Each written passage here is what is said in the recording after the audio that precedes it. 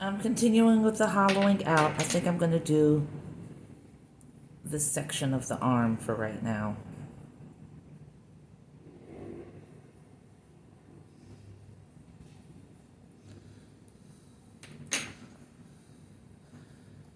And I'm using the wire tool, just dragging it down. A little challenging because of my nails, so there's that. That was not the best cut in the world, but I'll live with it because I can fill it in with clay and, make that better.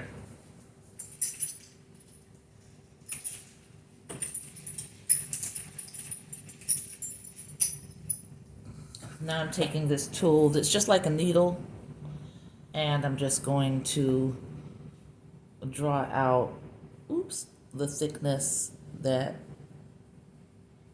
I want the walls to be so I can start hollowing.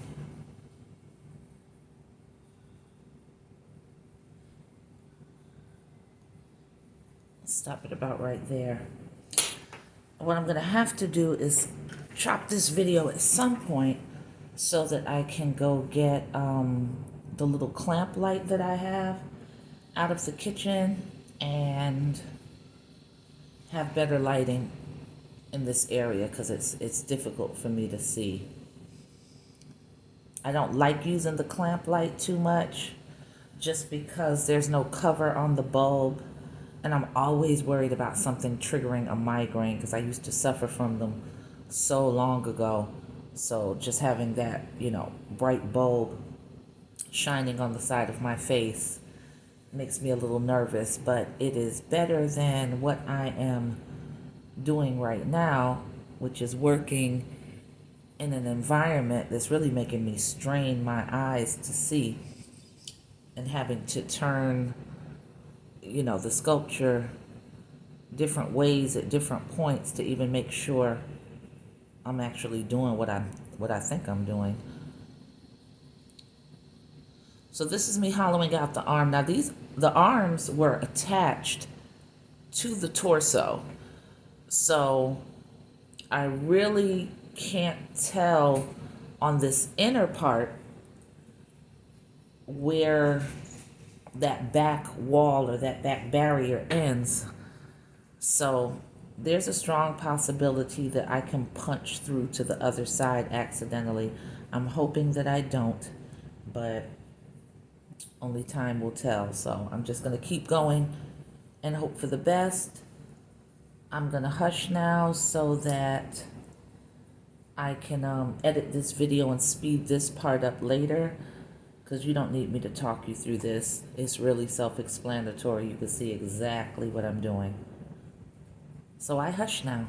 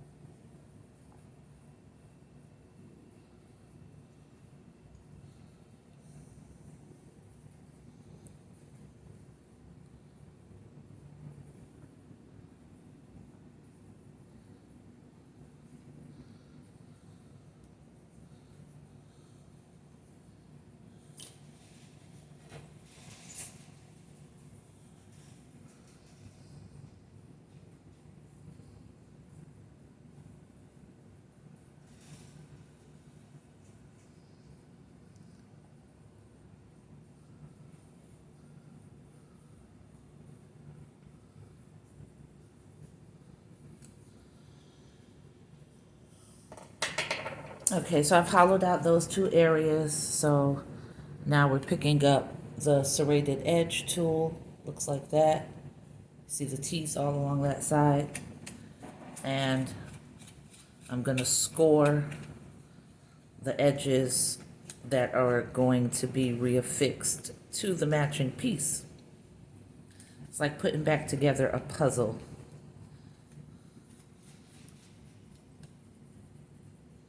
Have to handle this delicately because it's a pretty flimsy piece that I'm holding. So I'm just sitting that down there right now. This one I can be a lot rougher with because it's sturdy, you know.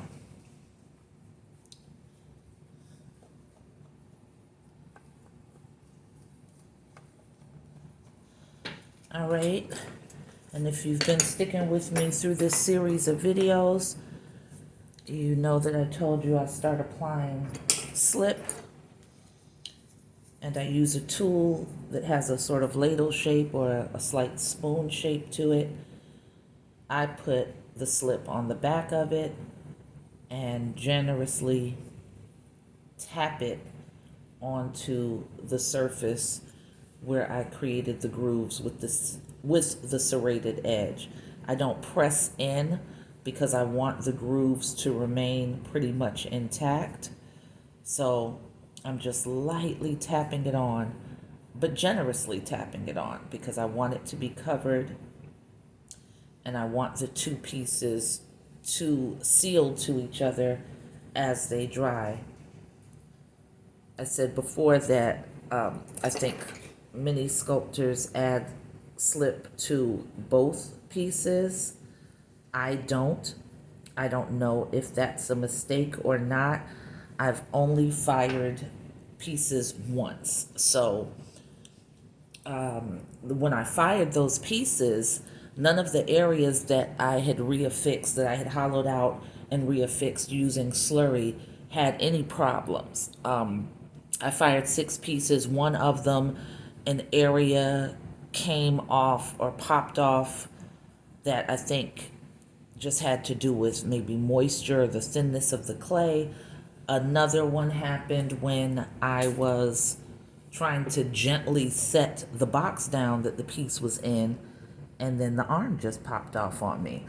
But I haven't seen any bad experience where I can take it right back to, oh, that's the part that I joined together and that's what came off during firing.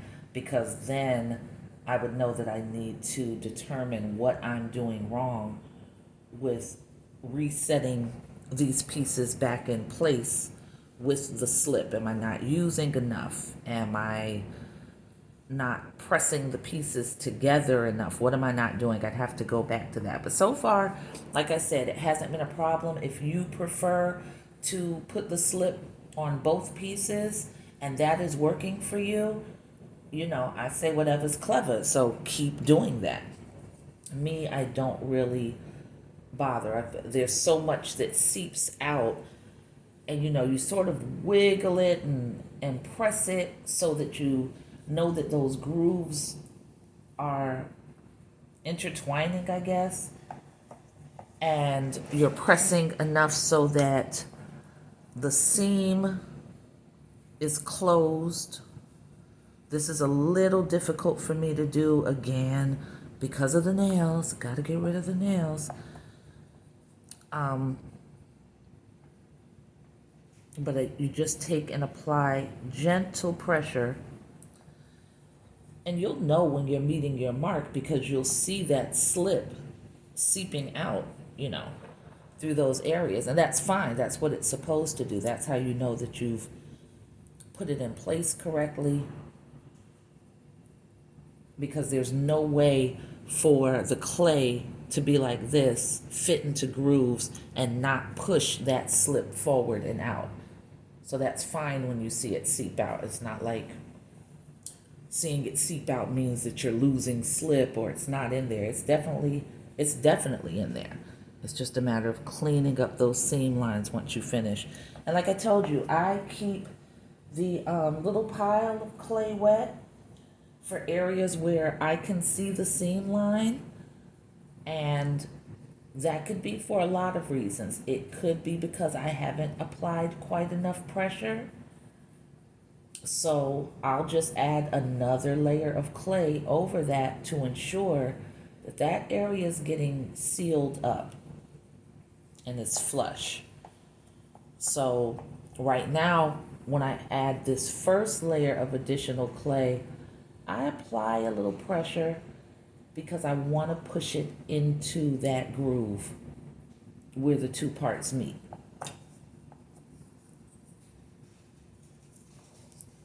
It's probably very difficult for you to see, but right here, I can see that seam line opening. So I'm going to use the tool to sort of press it forward and see if any more slip comes out. And it's not, so I think that that's just a matter of doing a little blending. Just doing a little blending, cleaning that seam line up so that it doesn't show. This is just the hollowing out process, so this piece is far from being finessed. There's a lot to do to clean it up. So you really don't have to worry about too much of anything at this stage. Like I said, as long as you know that those pieces have been tightly pushed together and you saw that slip come out of the joined areas, I haven't had a problem yet, but I will definitely let you know if anything regarding my little trial and error technique is resulting in challenges, because it's great to be able to have somebody talking to you and telling you areas that they faced difficulty in and how they overcame them. And when it comes to sculpting, because I'm so very on my own here, and because a lot of the tutorials I watch, they're not necessarily doing the type of sculpting that I'm doing. Not that my sculpting is so special or anything at this point, but it's mad random. You know, I'll work on a portrait one day, I'll work on something like this, a stylized figure another day. Another day I sort of want to focus on hands or recreate a digital painting or a painting that I've done. And, you know, all of those looks are very different. All of the complexities are very different. So a lot of times, the things that I have questions about, or the things that I encounter that I would want to have questions about, the YouTube tutorials that I'm watching, they're not doing anything like that. So, you know, hopefully this is going to be of assistance to someone out there. I hope it's going to specifically be of assistance to any black sculptors, because there's really something engaging and fortifying when you can see melanated hands creating something that you can relate to as well. That's a big deal. Representation, it's needed. It's needed particularly for us, and I don't shy away from talking about that. So I definitely would love to hear from female black sculptors I've gotten a chance to speak with or follow and admire, a host of them since I started this sculpting journey.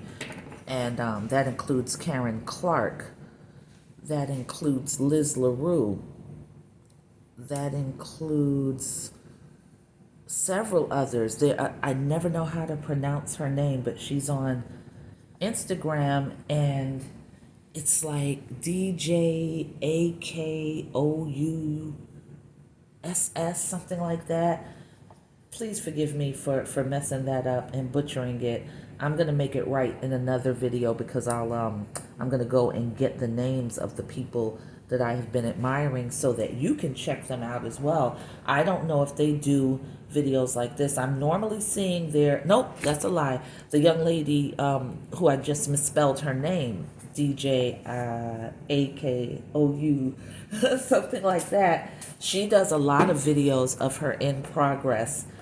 She makes these amazingly ornate pottery pieces. I don't think she is always creating on the wheel. She has very stylized pieces that are just some of the most magnificent works I've ever seen. along with Karen Clark, and I've definitely watched her videos when she's working, and she does a lot of sculptures as well. And I've had the pleasure of seeing the finished piece and then also seeing her in progress effort. So that this rejoining and hollowing of the arm went by really quickly. I wasn't even prepared for how quickly it went. It went so fast, and I'm sitting up here like, all right, I know I started the video to do something. What was I supposed to be doing? That's the old age in me.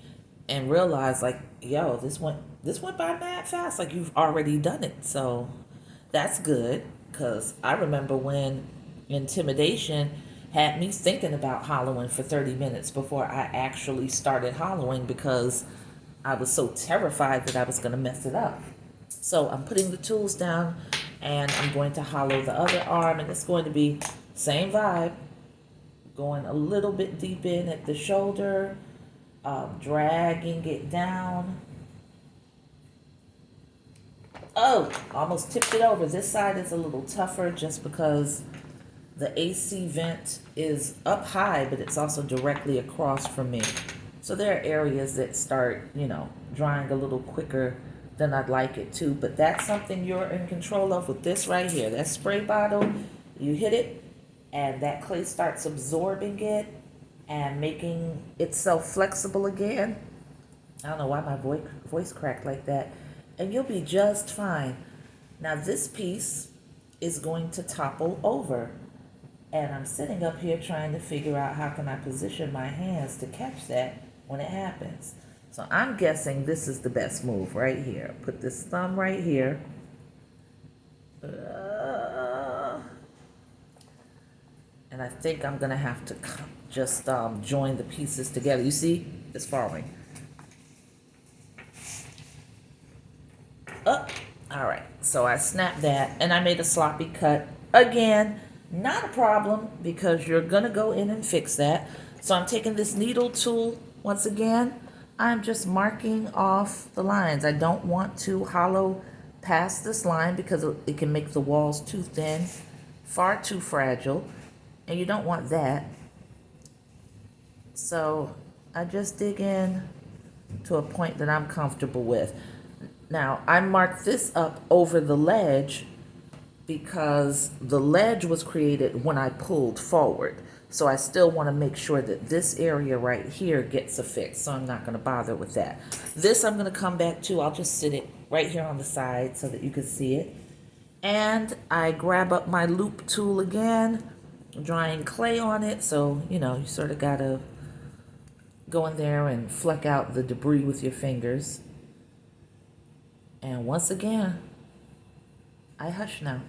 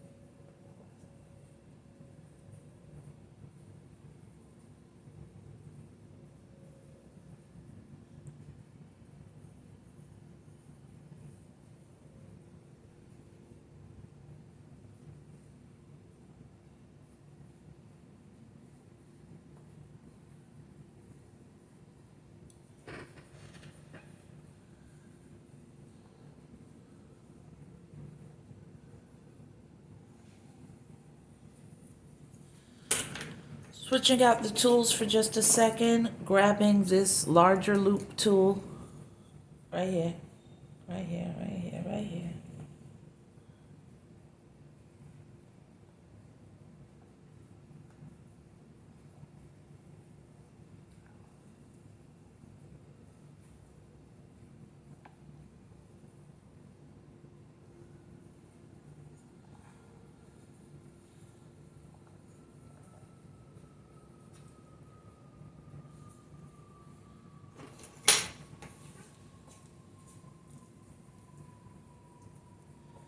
I'm just taking the tool and using it like a spatula to fold these new pieces of clay that are coming in out of the hollowed section into this very moist clay.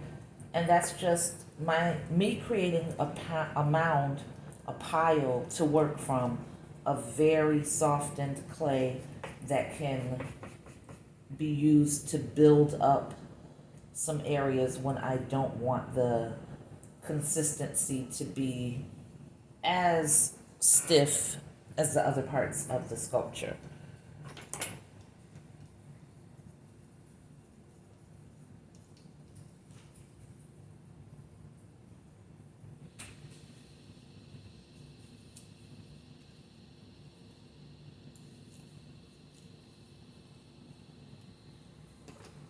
All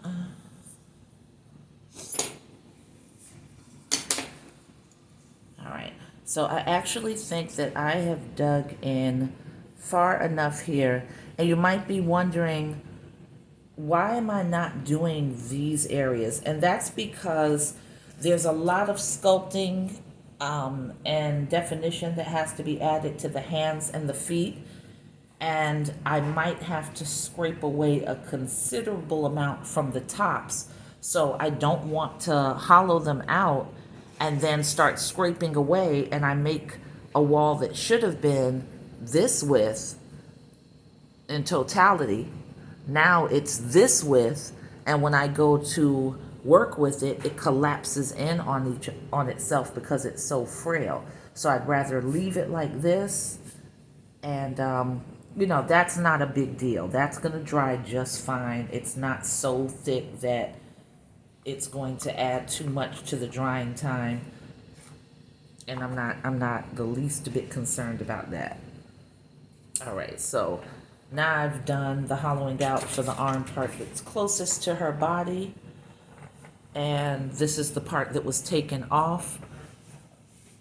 You can see, again, it tapers down, so I'm gonna gouge in pretty deeply in this area here, and then this will just be scraped out a bit because I don't want to make it too flimsy.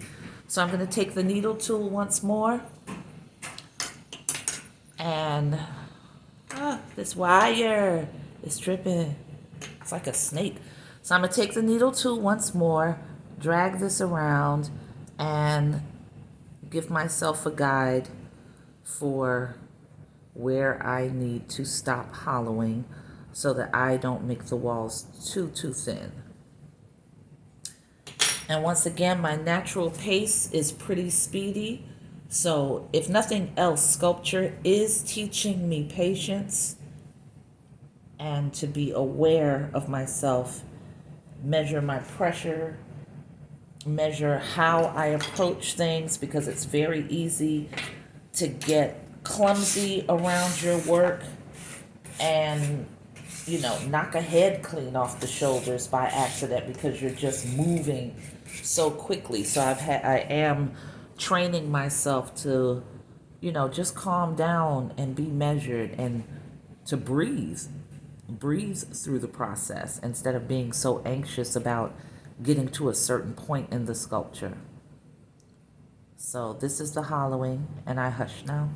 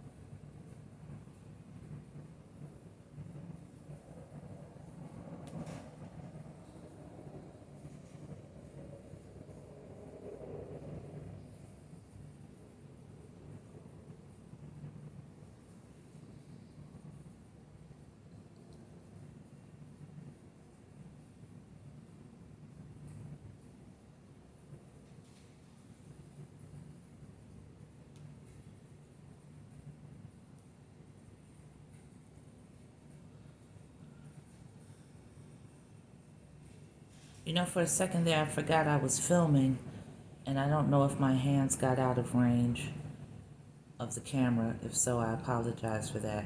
I got lazy and rested my hand. But we're back now. All right, so there. I've hollowed out that piece. That's what that looks like. And then I've got some of this filler I'm going to drop over into its pile. And I'm going to take the tool again and fold that into there so it can all get nice and moist and it can stay the consistency I need it to be for when I have to use it to fill in some areas that I didn't build up enough initially. And I'll discover those as I go along. So again, this is just me folding the pieces into each other using a tool so that all of that moisture gets absorbed evenly. And these are my working piles. The one solid one looks like that. And then another one that just looks like an absolute pile of mush, because that's what it is and that's what I need it to be. So I'm cleaning off my tool over here, my tools.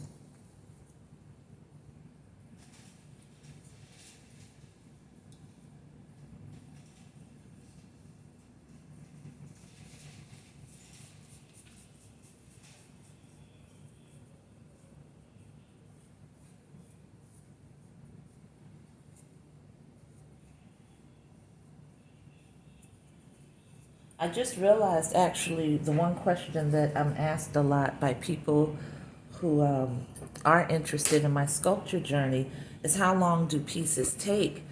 And because I get so easily distracted and because I'll work for a little while, you know, I sculpt an arm and be like, yo, I did that. Let me go take a nap. I've earned it. And then I come back, I wake up, I sculpt another arm, and now I realize I've also earned a meal or a snack or something. So then I've walked away to go do that. And then I come back and I sculpt a little more, and then I realize that I really want to watch that special on Netflix. So I am going back and forth, back and forth, back and forth, and I'm a Taurus, so I love my naps. And I will jump up and take a nap in the middle of all of this like it's nothing. So cumulatively, I never know how long anything takes because I don't work straight through. So videotaping the majority of this process is going to help me get an idea, you know, if cumulatively over the course of a week or 2 weeks, I've been working on something for total hours of 36 hours, let's say, then I know, okay, I worked on this piece for, you know, a day and some change. So everything has its benefit. Everything serves its purpose. I was talking with little sister about social media, how it can get just exhausting being on here because, you know, everything has boiled down to what is your presence on here? Do we know you? Do you have enough followers? Do you get enough likes? Do you have enough engagement? And then, you know, of course, the negativity that comes along with everybody and anybody, especially those who were formerly powerless or unheard, deciding that they need to voice their opinion on everything that's posted, even the things their opinion was not invited to. And it can get to be a daunting reality, that non-reality of social media, especially, you know, as an artist. Little Sister is a photographer, and, you know, we just make sure to curate our social media experience so that it's filled with the things that we enjoy. You know, my For You page mostly has artists being recommended to me and sculptors being recommended to me. And I love that because that's what I'm interested in. And, you know, it's got the other fun stuff, you know, when I like to just know stuff about stuff that doesn't concern me, like who's beefing in hip hop right now. Don't even answer that. We all know. But, yeah, so things like that curating your experience help to make this a pleasant one. And, you know, whether we like it or not, it is a necessary evil. And it's, in this strange way, a very miraculous necessary evil, because you are now able to be in front of an audience that you would not have even known existed, let alone how to contact, collaborate, and network with prior to the internet. So you never know who's going to see your work. You never know what is going to go on with that. And, you know, you just go ahead and you conduct your exposure in the way that's going to be most beneficial to you. I'm not doing TikTok dances. I don't do challenges, but I post up my artwork, and whoever enjoys it, enjoys it. That's the purpose. That's what I use it for. All right. So I got distracted talking to you about social media and did something that I never do. And you might have caught that. Let me know if you caught it before I said something. I'm going to tell you. I put slip on both parts. On the part I'm going to affix to, and on the piece that is being affixed. And I think the reason why I've always avoided doing that is, again, because once you start pressing, as you can see, that slip comes out on the side right there. Booyah.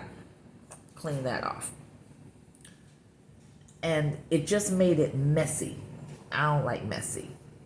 Well, I used to not like messy. No one could have ever told me that I would be sculpting and would end up being a dusty, because my hands look like this the majority of the time while I'm home. But here we are. So anyway, I'm pressing these pieces into place. They have a ton of slip, so I'm not concerned at all about this part being sufficiently joined. So if you can see, hopefully, again, lighting is horrible, you might not be able to see it. There is a seam there that's open, so I'm just taking and pressing it together. Pressing it together. Pressing it in, letting that slip come out, and then scraping it off, and just cleaning up the seam in the area as best I can for right now, because all of this has to get finessed later down the road. But for now, it's just fine. And I had said in the video before last that I was going to make sure to bring the light out of the kitchen. It's a little clamp light that I have, so that I could see better, and you can also see better regarding what I'm doing. And of course, because I'm forgetful as I don't get out, I don't know, I just forgot to get the light. So we're working in the dark again, but I'm going to do better, and I'm going to be better for the next video, and I'm going to have that lamp up here so that we can have better lighting, and what I'm doing is more easily seen by you.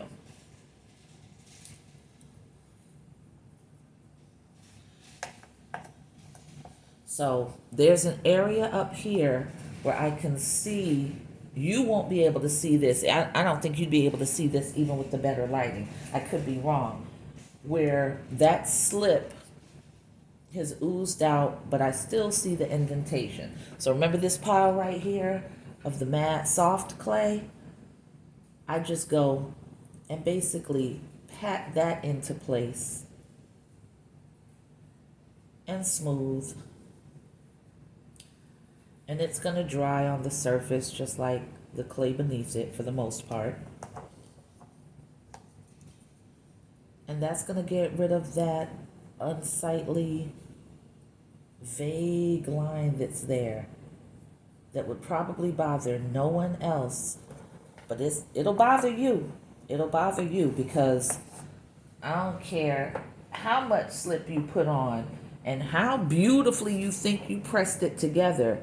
If you're still able to see that line, you're going to have nightmares when you send it to the kiln, because you're just going to be like, did I reinforce that as sturdily as I should have, or is that going to freaking explode in the kiln?